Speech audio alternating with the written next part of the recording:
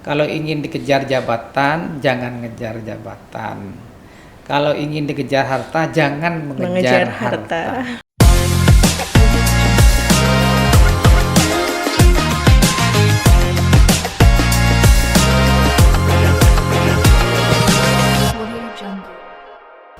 Assalamualaikum warahmatullahi wabarakatuh. Halo sahabat religi, kembali lagi bersama saya Ika Dahniar di podcast Teras Moderasi, ruang bicara penuh makna seputar kegiatan dan inspirasi kantor Kementerian Agama Kabupaten Pacitan.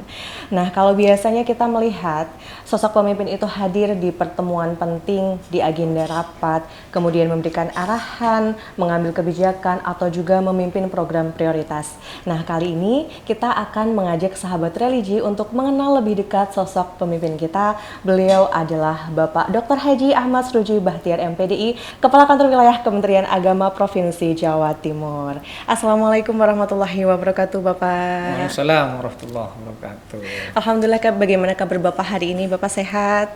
Harus sehat. Harus sehat, alhamdulillah. Terima kasih Bapak sudah menyempatkan hadir di podcast Teras Moderasi di tengah padatnya jadwal Bapak hari ini di Pacitan. Baik Bapak, sebelum kita membahas berbagai program atau mungkin capaian Kementerian Agama Jawa Timur, kami ingin mengajak sahabat religi terlebih dahulu untuk mengenal lebih dekat sosok Bapak. Boleh diceritakan Bapak mungkin masa kecil atau juga lingkungan bagaimana membentuk Bapak untuk memiliki karakter seperti Bapak yang sekarang ini? Baik, terima kasih. Assalamualaikum warahmatullahi wabarakatuh. Waalaikumsalam warahmatullahi wabarakatuh. Bahwa seseorang itu keberadaannya seperti apa itu kadang ditentukan oleh situasi ya dan keadaan serta lingkungannya. Semakin keras tantangan yang dihadapi, maka akan semakin membentuk karakter yang kuat pada seseorang ya. Saya dilahirkan dari keluarga KB ya, keluarga besar ya. Saya ini anak yang nomor 9 dari 11 bersaudara. Wah, nomor 9. Iya Bapak. Jadi berkomunikasi dengan orang banyak dengan sedikit itu juga akan berdampak ya pada keluasannya, kemudian cara bersikap, cara bertindak. Di sisi yang lain, memang keluarga saya itu dari sisi ekonomi termasuk ekonomi menengah ke bawah ya. Pekerjaan orang tua saya itu mengabdi di pemerintahan sebagai PNS pesuruh ya. Dulu bilangnya, kalau sekarang itu kan sudah keren ya. Kalau satpam dibilangin security ya. Kalau tukang sapu itu dibilangin office boy gitu kan. Office boy. Nah, bapak saya itu ya tukang kebun. Kalau dulu itu bilangnya tukang kebun. Tukang kebun ya buka pintu, nyapu, kadang melayani guru-guru, membuatkan teh kopi. Itu pekerjaan orang tua saya. Wah, Masya Allah, luar Jadi, biasa. dari kecil itu kita sudah dihadapkan pada lingkungan yang menuntut saya ini dan saudara-saudara saya untuk kuat menghadapi situasi itu dan mandiri. Sehingga kecil saya sudah tidak ingin merepotkan orang tua ya, karena orang tua saya kan punya keterbatasan dari sisi ekonomi. Saya berpikir saya tidak boleh merepotkan orang tua, dan itu berdampak pada ikhtiar yang harus saya lakukan. Jadi kecil itu SD saya sudah ternak ayam. Oh iya. Tapi kan di desa itu kan bukan pas buat kandang secara khusus, enggak kan. Tapi ayam kampung itu biasanya kan ada kandang itu, dan bapak saya juga ternak sapi ya di situ itu juga. Di ayam tuh di situ itu. Nah, saya ternak ayam itu. Sehingga kalau menjelang lebaran itu kita jual ya untuk mencukupi kebutuhan yang belum dicukupi oleh orang tua ya, seperti baju dan yang lain-lainnya itu ya, itu kita jual tuh. Dan kita beli baju-baju ya, bukan baju baru itu, baju layak pakai itu ya, supaya dapat banyak kan. Dan itu apa ya, terus saya lakukan sampai ke sanawiyah pun juga, saya juga pelihara kambing ya. Sehingga sekali lagi saya punya prinsip tidak boleh merepotkan orang tua, dan saya ini harus sama dengan yang lainnya itu ya. Ya alhamdulillah bersyukur ketika di sanawiyah itu juga tidak merepotkan orang tua dari sisi pembiayaan. Dulu masih ingat saya itu setiap catur bulan, kalau dulu kan catur bulan ya. Jadi ada pemberian tabanas bagi yang ranking 1, 2, dan 3. Dan selama itu alhamdulillah di sanawiyah itu masuk di itu. Sehingga dapat tabanas, tidak perlu biaya-biaya itu merepotkan orang tua. Bahkan awal masuk ke sanawiyah itu dulu mekanismenya kan tes ya. Iya, tes. Ada uang pangkal. Jadi yang peringkat 1, 2, dan 3 itu tidak perlu bayar uang pangkal. Saya masih ingat itu. Bahkan dapat hadiah, kalau tidak keliru hadiah sarung gitu. Wah. Tahun berapa itu Bapak? Itu tahun 84 ya. Iya. Itu di sanawiyah ya. Terus lanjut ke pendidikan guru agama kan, saya PGA juga, saya juga sama. Berangkatnya dari guru ya Bapak berarti? Ya, saya dari guru, jadi 91 lulus PGA itu, kemudian saya mondok ya di pondok pesantren di Jawa ya. Di Probolinggo tepatnya itu ya, juga sama ketika di pondok saya juga tidak ingin merepotkan orang tua. Gimana caranya saya bisa hidup itu tidak tergantung pada orang tua. Saya masih ingat pernah di Wesel tahun 91 itu hanya sekali ya ada orang tua. Itu bukan karena tidak mau, tapi ya keterbatasan orang tua. Ya alhamdulillah saya bersyukur bisa mengabdi ke kiai. Bahasa menjadi khaddam itu berarti ya hidupnya sudah ke kiai itu. Sampai 95 juga saya nikah pun itu juga kiai di dalam itu.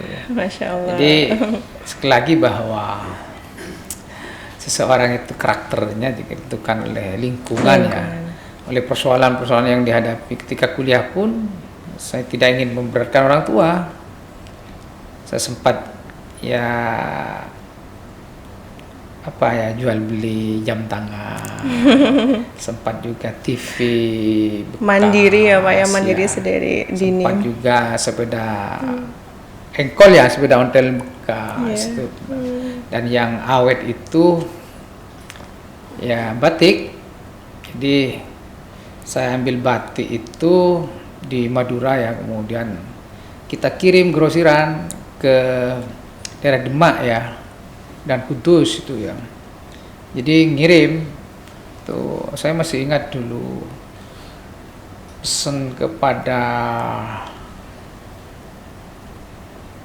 pembatik ya, home industry itu harganya 6.000, saya jual 8.000. Itu yang menyelesaikan saya kuliah sampai S1, S2 dan S3 ya. Jadi kalau melihat Pak Kanwil itu hebat ya. Bagi yang melihat saat ini ya, proses itu kalau tahu bagaimana saya menghadapi situasi yang, nah itu bukan karena apa, karena memang situasi yang begitu itu, dan saya tidak boleh memberatkan orang tua. Berarti ya, nilai yang panjenengan jadikan fondasi adalah mandiri dan tidak memberatkan orang tua, berusaha untuk membantu meringankan beban orang tua, ngoten nggih Bapak? Ya, itu yang saya jalani ya. Luar biasa sekali Bapak, Masya Allah. Kemudian kalau terkait dengan karir Bapak, jadi saat Bapak menjadi guru, sebelum pada akhirnya diberikan amanah luar biasa menjadi Kakanwil, bagaimana proses panjangnya Bapak? Kalau tidak salah panjenengan juga sempat menjadi Kepala Kantor Kementerian Kabupaten sebelumnya. Ini sebenarnya berangkat dari ketidaksengajaan ya jadi PNS itu. Tahun 2000 itu saya punya guru PGA ya, punya putri mondok di pondok pesantren di Probolinggo di Python itu ketemu saya bilang kacung itu panggilan akrabnya kacung gitu Panggilan kan, ya. akrab. Ayo ikut PNS. Aduh, enggak Pak, saya pada saat itu saya tidak yakin Belum berminat nggak Pak? ya berminat iya sih, tapi tidak yakin untuk Tidak yakin. lulus itu. Oh, nggih. Karena dulu tuh kan kompetisinya sangat luar biasa ya. Nggih. Ya faktor jaringan juga akan menentukan ya. Saya bilang saya tidak punya apa-apa Pak, nggak punya jaringan apa. Sudahlah ikut. Ini banyak yang mau diambil. Jadi ya karena saya didorong ya oleh guru saya, akhirnya saya ikut tes tuh. Itu kalau tidak keliru hari Rabu dan terakhir. Terakhir ya, ikut tes. berangkat sampai pas daftar itu sampai malam jam 10 malam saya kalau ada keliru itu ya. Tahun berikutnya kemudian tes saya kan karena samikna watokna sama guru yang ngikutin, nggak ada dalam gambaran bahwa saya lulus apa nggak ada. Dan itu masih ingat juga saya jadi ikut tes itu saya nggak nyiapin apa-apa. Saya punya teman akrab itu beli pensil 2B kan dulu itu. Saya minta dipotong jadi 3, jadi kecil-kecil itu. Saya pakai jawabnya itu ya kecil pakai pensil karena saya ngampung ke teman itu. Ya dilalah kok saya lulus tahun 2000. Alhamdulillah. Ya, dulu tuh sangat ketat juga. Jadi nilai itu dicantumkan. Jadi saya ingat, jadi Jawa Timur itu yang koreksi Jawa Tengah, sistem silang. Jawa Tengah koreksi mana itu. Dan ditampilkan di situ itu nama-nama dan nilainya di situ. Jadi ketahuan peringkatnya itu. Okay. Tahun 2000 ya diangkat. Itu pun jadi guru di puncak gunung. Puncak gunung di mana itu Bapak? Di daerah Probolinggo. Probolinggo. Ya, kecamatannya Kuripan, desanya Karangrejo. Ya, dekat dengan Bromo, dengan Sumber lah itu. Jadi tengah-tengah antara Bromo dan Kecamatan Sumber ya, di atas tuh tahun 2000 sampai 2003 ya. Ya kalau bicara perjalanannya, makanya teman-teman itu enak sampai dari Kediri ke sini enak naik. Saya tuh nyalin kendaraan 4 kali ya dari rumah. Harus itu naik bus gitu ya, turun ada namanya Wonoasi, dari Wonoasi itu naik angkutan pedesaan ke Kuripan, dari Kuripan naik lagi angkutan pedesaan itu, baru yang keempat tuh naik ojek ya ke atas, dan ojek yang bisa naik itu CB 125. Jadi kalau jenis-jenis yang lainnya nggak bisa naik. Jadi kalau ojek ini nggak ada ya jalan kaki saya 5 kilo ke atas tuh. Wow, jalan kaki 5 kilo Bapak. Jalan kaki. Dan itu naik. Jadi turunnya saya juga jalan kaki. Jadi lewat hutan-hutan itu. Kalau ada orang niat tidak baik, nggak ada orang tahu kalau mencelakai saya itu. Itu saya jalani selama 3 tahun dan saya tidak pernah minta pindah.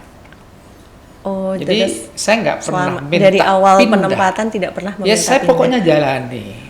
Apalagi minta jabatan, saya tidak pernah minta pindah dan minta jabatan.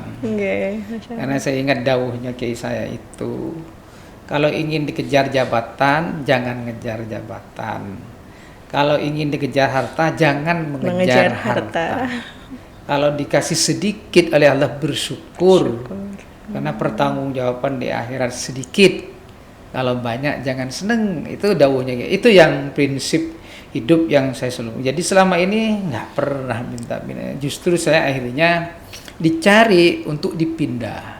Karena pada saat itu yang angkatan saya itu banyak dan taruh di puncak gunung semua. Saya sampaikan kepada PLT Kasubag pada saat itu, saya mau pindah asalkan teman-teman saya juga ikut pindah.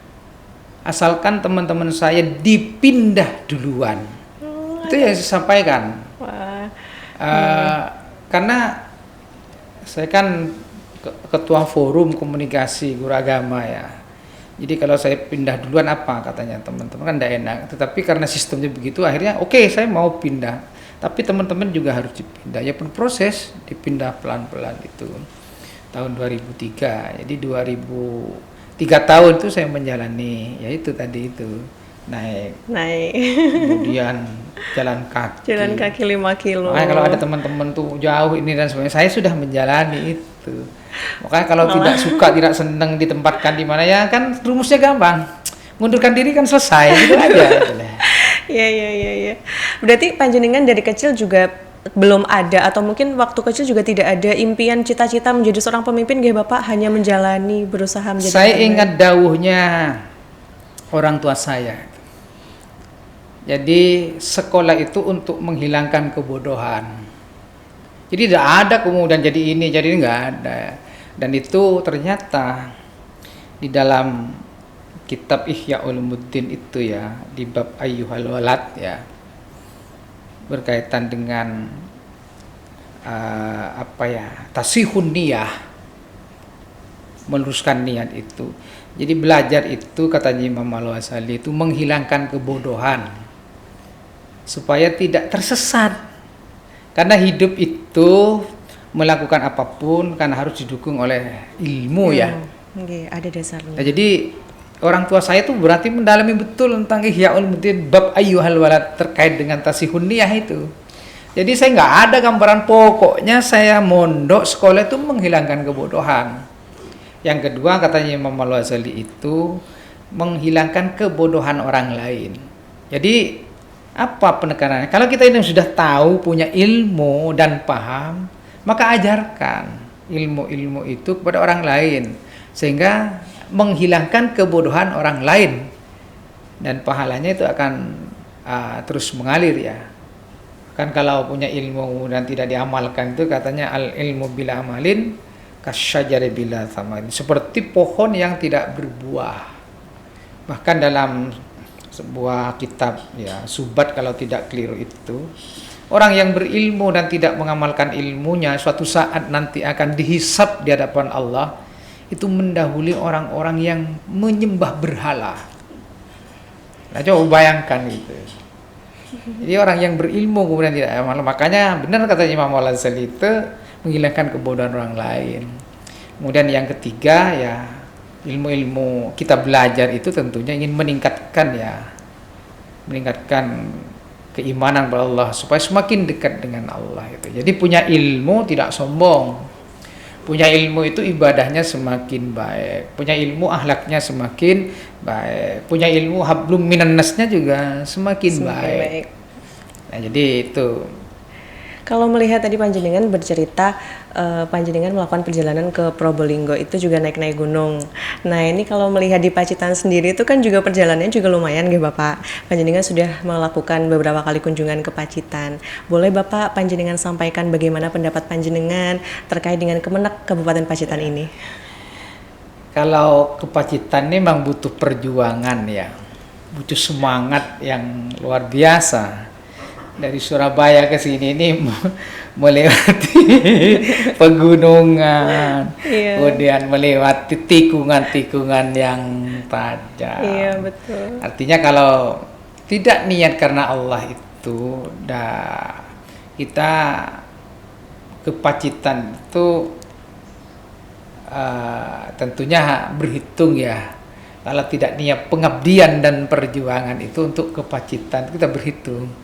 Karena perjalanan dari Surabaya ke Pacitan itu kita bisa melaksanakan kegiatan yang di sekitar Surabaya bisa 3-4 kabupaten.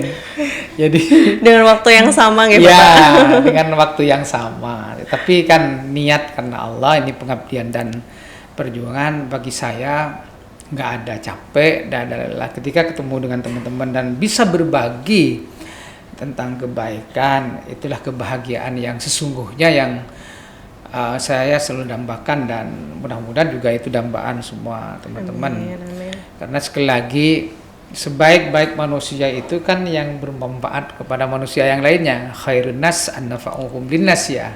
Yang mudah-mudahan kedatangan saya ke Pacitan ini yang pertama tentunya nambah teman ya, nambah saudara kan, ini kan silaturahim. Yang kedua, barangkali saya masuk kategori yang punya ilmu walaupun sedikit, kemudian kita tularkan ya kepada teman-teman, paling tidak terkait dengan semangat, motivasi dan ruhul jihad untuk mengabdi dan berjuang di bidang agama yang tanpa pamrih ya, semua niat karena Allah, sehingga jarak itu bukan sebuah problem ya.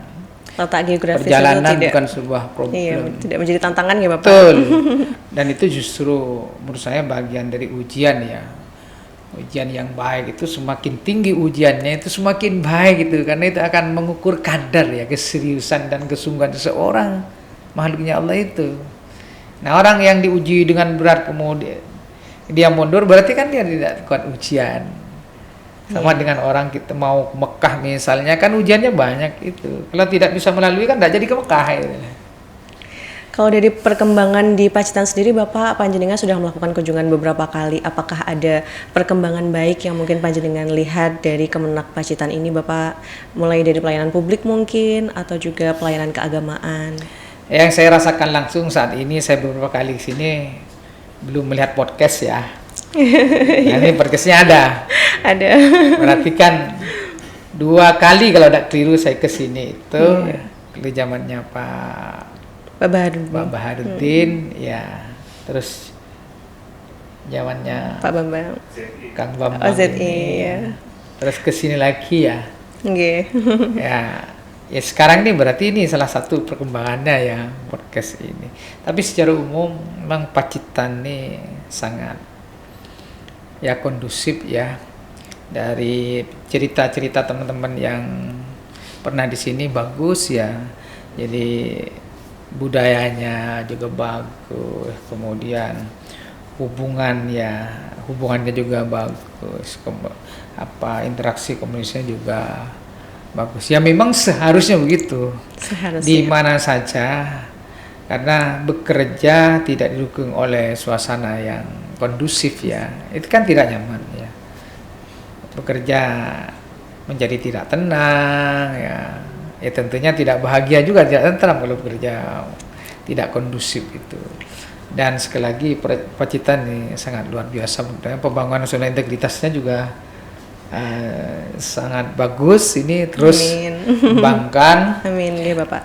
Kita ini ibarat orang mengayuh ya, sebelum sampai tujuan kita tidak boleh berhenti, terus ayuh. Sama dengan kita berdoa itu, teruslah berdoa. Tidak saat ini mungkin besok, tidak besok mungkin minggu depan, kan gitu kan ya? Okay. Bukan minggu depan mungkin bulan depan. Terus pokoknya. Ya kita tidak boleh putus asa ya, dan kita terus berharap dengan didukung oleh ikhtiar yang cukup itu ya. Saya yakin lah Allah itu akan mentakdirkan sesuatu itu pada waktu yang tepat, di tempat yang tepat, pada orang yang tepat itu. Jadi tidak boleh kemudian kita menyerah itu ya. Baik Bapak, ini melihat panjenengan sebagai pemimpin Kemenak Jatim. Memimpin Kemenak Jatim itu kan adalah amanah yang besar nih Bapak. Di mana Jatim itu juga multikultural, jutaan santri, ribuan madrasah dan juga pesantren. Nah, ketika pertama kali mendapat amanah sebagai Kepala Kantor Wilayah Kementerian Agama Provinsi Jawa Timur, apa hal pertama yang Bapak lakukan atau perhatikan? Saya masih ingat ketika pertama kali di Kanwil, menjadi Kakanwil ya. Kalau sebelum Kanwil kan saya pernah ya 3 tahun di Kanwil itu. Saya mengajak teman-teman itu berkumpul ya di aula itu, duduk lesehan, tidak duduk lesehan, ya? Pakai kursi setengah lingkaran, dan itu adalah simbol ya. Saya ingin kemudian duduknya teman-teman lutut ke lutut itu nyambung. Apa yang saya harapkan dari itu, bahwa kita ini adalah satu kesatuan ya, yang saling erat satu sama lainnya. Ketika salah satu tersakiti, maka yang lainnya harus ikut merasakan. Kita adalah keluarga nih Bapak. Ya. Saya sampaikan kepada teman-teman pada saat itu, saya ingin bersama-sama dengan teman-teman ini mengelola Kanwil Jawa Timur pakai manajemen kolbu. Ya, pendekatannya adalah humanis dan familiar. Jadi kita mimpin dari lubuk hati, yang artinya apa? Bahwa kita ingin bersama-sama membangun Kementerian Agama melalui Kanwil itu dengan ketulusan dan keikhlasan tanpa kepura-puraan. Oke. Dan pendekatan yang saya lakukan humanis dan familiar karena itu Humanis satu dan keluarga. Dan saya sampaikan proses itu, kalau dalam keluarga itu tidak mungkin, di dalam keluarga itu kan tentunya ada bapak, ada ibu, ada anak kan. Masa anaknya mengkhianati ibunya, bapaknya kan tidak mungkin ya. Oke. Tentunya saya berharap bahwa apapun yang terjadi di Kanwil itu dan sekecil apapun kita harus tahu ya, namanya keluarga. Dan saya juga tegaskan karena pakai manajemen Kolbu, pendekatan humanis dan familiar, tidak boleh ada suruh-suruh, tidak boleh ada perintah-perintah, tidak boleh ada marah-marah, itu tidak boleh.